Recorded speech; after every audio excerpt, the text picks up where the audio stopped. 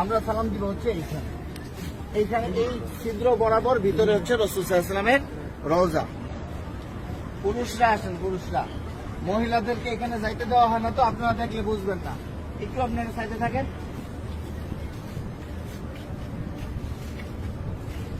আমরা ভিতরে যাব হচ্ছে এইভাবে, আমাদের বাম দিকে থাকবে রওজা।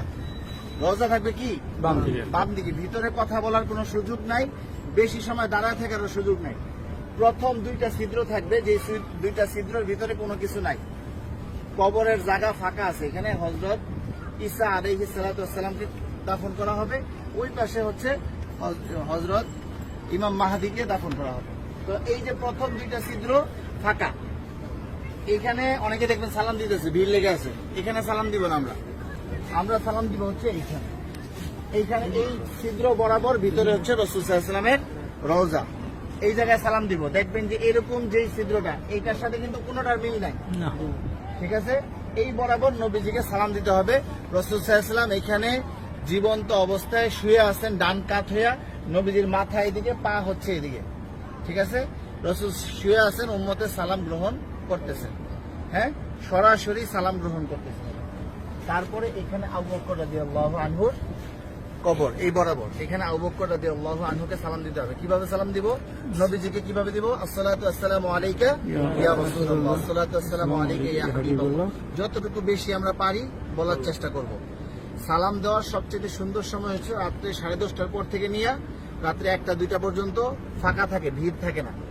আর দিনের বেলা সকাল 7টা থেকে নিয়ে একেবারে জোহর পর্যন্ত কি ফাঁকা থাকে, ফাঁকা। আসরের সময় থেকে নিয়ে এশারের পর পর্যন্ত কি থাকে? ভিড় থাকে।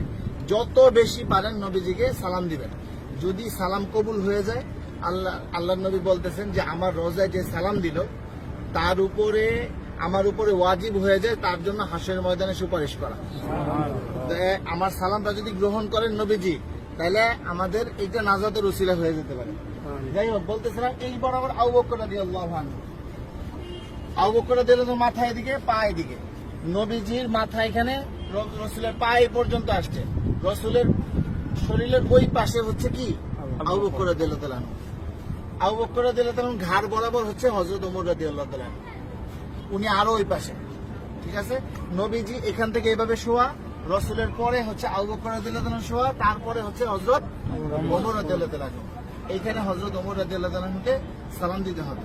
তো এইখানে নবীজিকে সালাম দিব আমরা। আর রাসূলকে অনেক মানুষ আমাদেরকে বলছে না সালাম দেওয়ার জন্য, তো আমরা নিয়ত করবো যে আমাদেরকে যত মানুষ সালাম দিতে বলছে তাদের সকলের পক্ষ থেকে সালাম, আসসালাতু ওয়াসসালামু আলাইকা ইয়া রাসূলুল্লাহ, ঠিক আছে?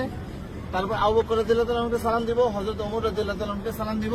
তারপরে এখানে কোনো কিছু নাই, ফাঁকা আছে কবরের জায়গা ভিতরে, আমরা এদিক দিয়ে বের হয়ে যাব।